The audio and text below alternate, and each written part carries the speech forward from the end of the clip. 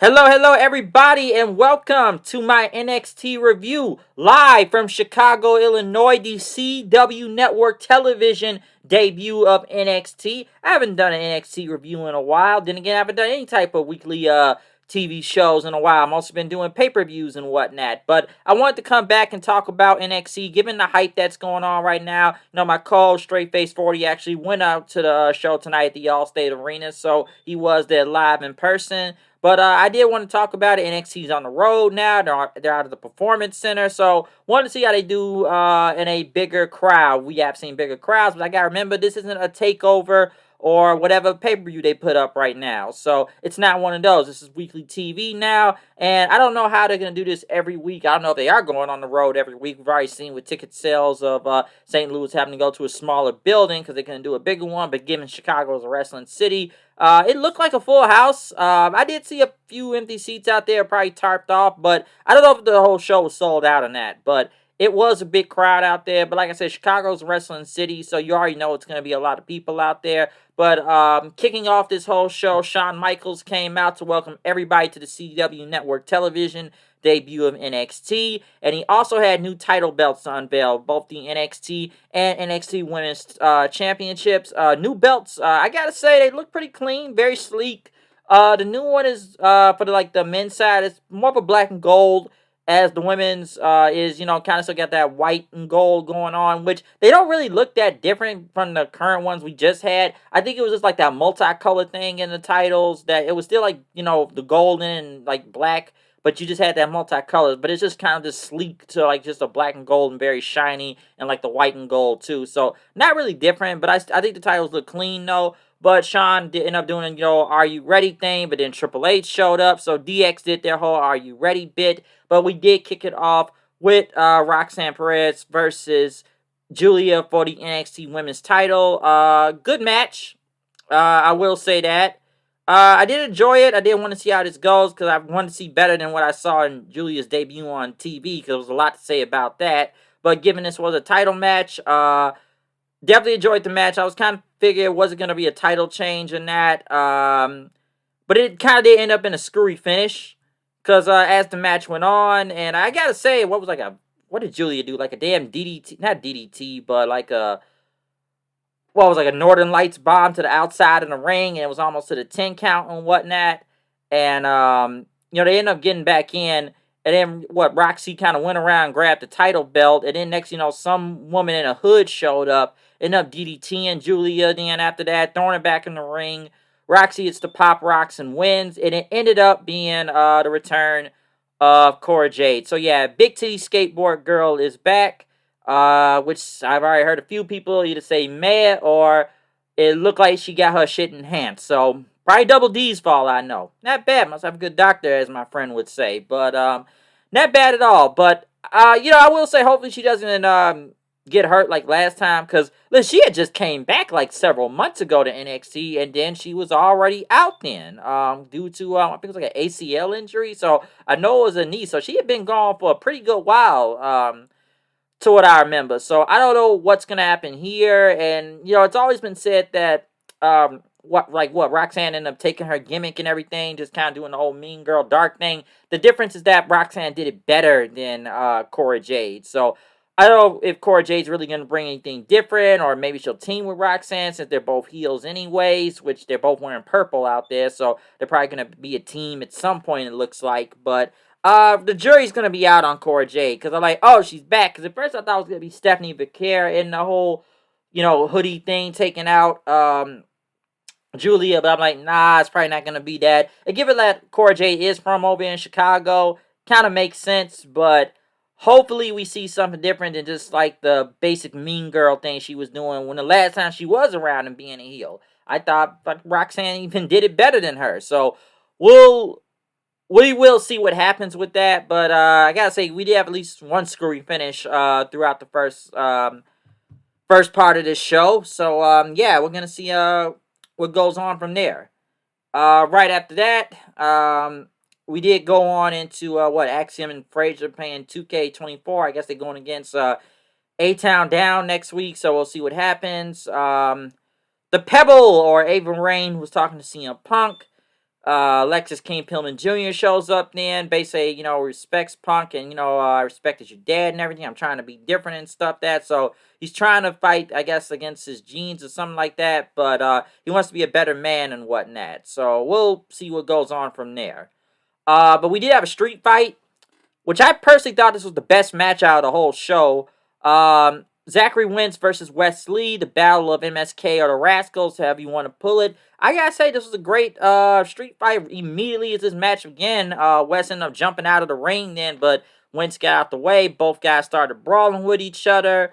They just throw each other to the steel steps, seemed like a shopping cart full of weapons. I know it was like a TNA chant at one point. They ended up like pulling out this board, like a wooden floorboard from under the ring, and even setting it kind of to the outside, which both of them end up fighting on the apron and going through it. And then when they came back from commercial, Wentz hit like the coast to coast Shane McMahon RVD style with a trash can on Wes's head, which was still a 2 count. Then after that, I gotta say it was some brutal stuff throughout this match. Wentz in like a what do you like? He put Wes's head in a trash can, stomped on him, and then like a damn swanton off the top rope, which is pretty crazy. He went for his UFO cutter, but Wes ended up throwing him off. And this was like kind of a scary spot right here, because like he got some height, but he overshot the table. Like he clipped the table, so he didn't miss the table all the way, but he clipped, like hitting the edge on it's got to be brutal. I gotta say that. So that was a scary but still brutal spot throughout this whole match. That even I was like, damn, he overshot the table. That was pretty crazy right there. But Wes was able to get him back in the ring. Double stomped him in after that. I know it was like some chairs in the ring. Wes tried to go like some Hurricane Rana, I think it was, but he ended up getting thrown into the chair then, which was pretty crazy. They both knocked each other down with like a punch to the face with like a steel chain wrapped around their hands. So they went down from there, and then Wentz just got a chair. Say, you ruin MSK, you ruin the Rascals. And then he just, Wes ended up low blowing him then. Starts hitting him with the chain several times. Sets him up in a chair. Puts the chain on his knees. Hits a Meteora with the chain on it. And Wes ended up winning the street fight. Which I figured he was going to win anyways, given Wentz won at, he ended up winning back in No Mercy. And come on, you kind of figured Wes was going to win. The minute they took the X Division title off of Wentz after he held it for like 2 weeks and dropped it back to Speedball, you knew he was gonna lose to Wes Lee. I think TNA knew like we're not gonna have our X Division champion lose on somebody else's show. So at least they were smart enough to do that. But come on, you knew Wes was gonna get his win back. So this was a brutal match. Okay, I thought this was the best match out of the night. I enjoyed this a lot. So that was great.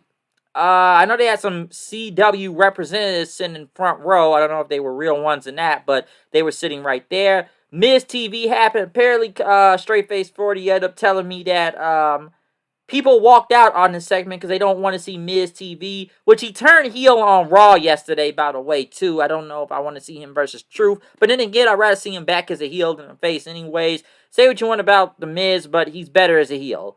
But, he talked about the boobs, and it says, tell me how you really feel, and welcome everybody to Miz TV, which ended up having the North American champion, Obafemi out there, and Tony D'Angelo, which he got a whole bunch of what chants throughout this whole segment, because he said it's going to be different from No Mercy, and yeah, I was afraid of you, but he's been training, he's ready to fight him and whatnot, but Oba says, the fear is going to expose you and whatnot. I don't believe what you say you are. And throughout this whole segment, like every time Tony D'Angelo was just talking, and I've done a lot of things, but now, I'm from here and all that, but he got what chance throughout the whole time, okay? Because Oba said, you can go stuff people in trunks and just throw them over the bridge or a side hustle, but you're not winning this title, okay? And every time, like, the people were with Obafemi, and he was good out here in this segment, but every time Tony kept talking, it's not like he wasn't bad either, but he got what chance until he said, like, I'm from the streets of Chicago, and then everybody just, like, started cheering and stopped doing what chance. So it's like,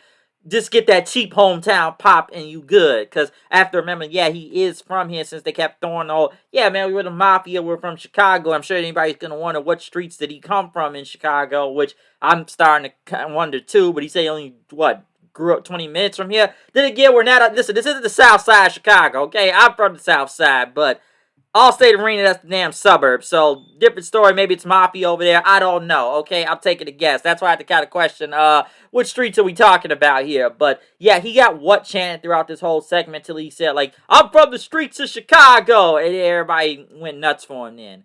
But Oba kept saying, like, all these people can't fight for you. You know, Luca, Rizzo, Stacks, Chicago can't fight for you. Only you can fight me or whatnot. So, because the next time we're in the ring, I'm just going to beat you. I'm inevitable. But, you know, Tony basically say he's coming for him. And Oba said that Tony is still broken. And then Miz did his whole catchphrase thing and, you know, ended the segment from there. So, Miz TV, folks. Miz TV.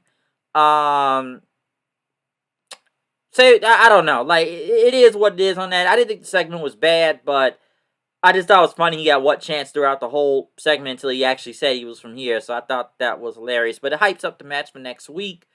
I know they end up talking Cora, Jade, and getting in the back and talk about how she's back. And everybody wants to talk about Julia and Stephanie Vicaire. But the savior of NXT is back. I had to roll my eyes at that part. And then what Roxanne Perez came up saying, oh, we were friends before, but like I said earlier, they probably will become a team. They're both wearing purple, so there may be a team or some heel team to fight off Julian and Stephanie Vicaire, which I feel like it's going to be a tag team match at some point with both of them. So I don't know. I'm just taking a guess right now, but we'll see what happens. Right after that, we got Team Cake, I would like to say, of Jada Parker and Lola Vice for obvious reason. There's a lot of cake walking around there. Going against Toxic Attraction 2.0 or Fatal Influence, which I know they had Kalani Jordan on commentary. The match was what it was. It ended up obviously with Vice and Parker trying to work together, but it kept almost hitting each other several times. And then Vice actually ended up running into Jada Parker, which Jada Parker walked off and didn't even want to deal with her no more after that. Lola Vice tried to fight them off and just hitting like a whole bunch of kicks and punches on them. But, JC Jane and Henley ended up getting back in control. They hit like a double finish on her for the win. So, yeah, Toxic Attraction, they got some heat on the heels and whatnot. Then they got on the mic saying, we want that Women's North American title. And Kalani Jordan says, we all go right now. But I didn't come alone. Which ended up being Bianca and Jade showing up then. Which I know they said they were going to be there anyway. So, they ended up showing up. Got a pretty big pop. And, fought off the heels. So, yeah, next week will be a 6-woman tag with all of them. So, yeah, we'll definitely see how that goes. But, I will say this. Like, they really are trying to get this new Toxic Attraction over. I don't know if it's going to work like the first one. Say what you want about the first, Toxic Attraction. But they really were pushing them big time on NXT. And they really were pushing them. Got a lot of TV time and made sure to make Mandy look as good as possible. And having, Dolan, which, by the way, we're having a Dolan, by the way. We haven't seen her in a while. It's kind of funny, my friend Steven ended up saying, we know Toxic Attraction broke up, but it's kind of funny they broke up, so now this somewhat second-rate dollar store version of them are now along. So it's like, now we got another version of Toxic Attraction, so I think it's kind of funny. But I feel now it's probably just going to be Lola Vice and Jada Parker in a feud against each other. So the short-lived team of Team Cake is done, I guess. So we'll see what happens from there. I know they had a video promo for Javon Evans talking about his match with Randy Orton, how he talked about he's been a big fan of Randy Orton for a very long time now. And he knows he's a legend killer and all that. But he said he's going to have to fall next week. So we'll see where this goes. So expect a flying RKO by next week, folks. Right after that, CM Punk came out, special guest referee for the NXT title match between Ethan Page and Trick Williams. Trick Williams obviously is over with the whole, whoop that trick thing. A good match. I'll say that. Nothing, I always say it was too special. It was that, like a barn burner of a match or anything, but it was good for what it was. It was a good TV main event. Like I said, not as crazy you expect it to be, but I did enjoy the match. Excuse me, I'm trying to get my voice together, but yeah, I thought it was good. I know what did Trick do? I ended up throwing Ethan Page through like one of the barricades, and Ethan Page ended up putting Trick through the table with the Eagle's Edge and whatnot, which was pretty crazy, and got a near fall in after that. And do the whole yay boo punches and all that, and going at each other.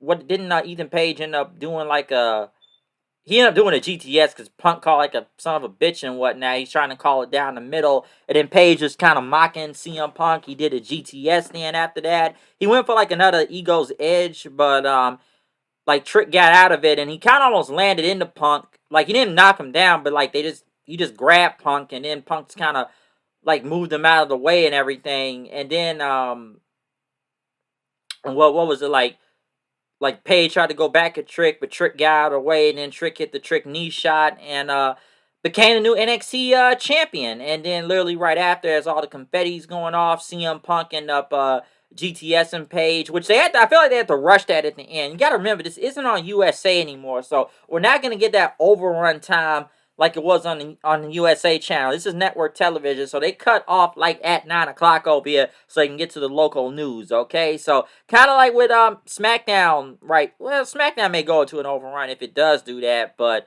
then again, they kind of, USA been cutting off people too, but like I said, this is network TV, so they go cut it off at the 9 o'clock when it's time to go to the news channel, so it's not going to go into like some overrun time and whatnot.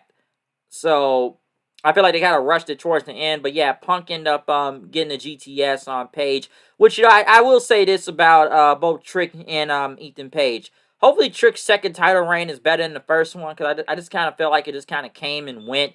And then again, was he like in a feud with the Metaphor people, but didn't know him? Dar got hurt, and then Ethan Page just came in, and then, he won the title from there, which was pretty crazy, and then Trick just kind of had to go through Pete Dunne to get back. And then I look at Ethan Page's run as champion. It wasn't really all that, okay? Like, it really wasn't. Because I do feel like the reason why Ethan Page still did have the NXT title was to kind of stick it to AEW. Because I feel like NXT just wanted to prove, like, well, hey, we can do better than this guy than y'all did. So look at that. He's the champion over here.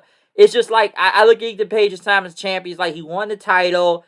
He went into some bullshit feud with Oro Mensah or on-site aura of him getting pinned up, and I swear I didn't really care. And then the stuff with Joe Hendry, which even something you could say Trick Cat took a back seat for a second, so they can get through the whole Joe Hendry feud with Ethan Page, which wasn't bad or anything, but like, come on, did you really think Joe Hendry was gonna win and bring the NXT title back to TNA? I don't think that was gonna happen, but like I said, we're trying to capitalize off of his popularity right now, which I'm not going to go into the whole, I could say, Hendry, especially how it kind of went, because, like, go from, Josh Alexander kicking Hendry in the nuts, but it's like, oh, we got to pause that feud so Hendry can do his NXT stuff first. Then go back to TNA and finally continue to feud with Josh Alexander, but then they had Josh going for the title anyway, so I don't know, but I always thought that was kind of strange in a way.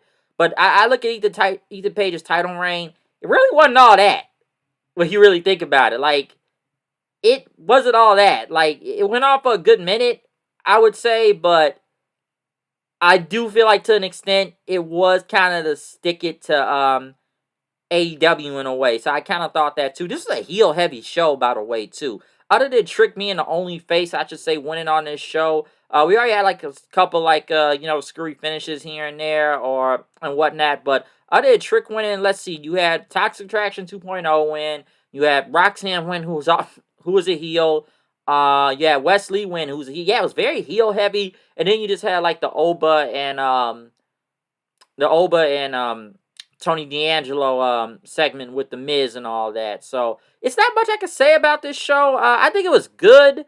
I don't think it was great, or people think it was going to be like some takeover level show here. Like I said, this is still regular NXT, folks. It's just on a different channel in front of a bigger crowd. So it's just weekly television. But did I kind of expect like maybe some takeover level matches on this show, possibly, some would say? Yeah, I could believe that, but I thought it was just a good show. So I think next week we will see what happens when they got Orton on there and the North American titles on the line next week. So I don't know what's going to happen next week for NXT. Like I said earlier, I know they had to end up moving to a smaller building and whatnot, because I guess they weren't selling on their own. But like I said, they got Orton on. They got Sexy Red on. I don't know how many tickets that's going to sell, but she is from St. Louis, so we'll see what happens with that. Hey, it's the third time she's on there. It is what it is. I don't really care, but I guess we'll see what happens. But like I said, NXT in Chicago tonight. Like I said, it was good. Like I said, it was good. there's not much I can really say about it. Like, it was a good show. So, ups and downs and all that. But like I said, just point out, like, the highlights of it, of Trick Williams winning the title, and, you know, Cora Jade returning back to NXT. And like I said, it was a very heel-heavy show and whatnot. So, we'll see what happens next week. But other than that, though, yeah. Comment, subscribe, follow me on Twitter, HoodedKnight890. Definitely wanted to come in for this review, given, like I said, it's a new channel, it's CW, it's in Chi-Town and all that. So, want to see how this is going to be different from USA. Other than that, I'm out of here. See y'all then. Peace out.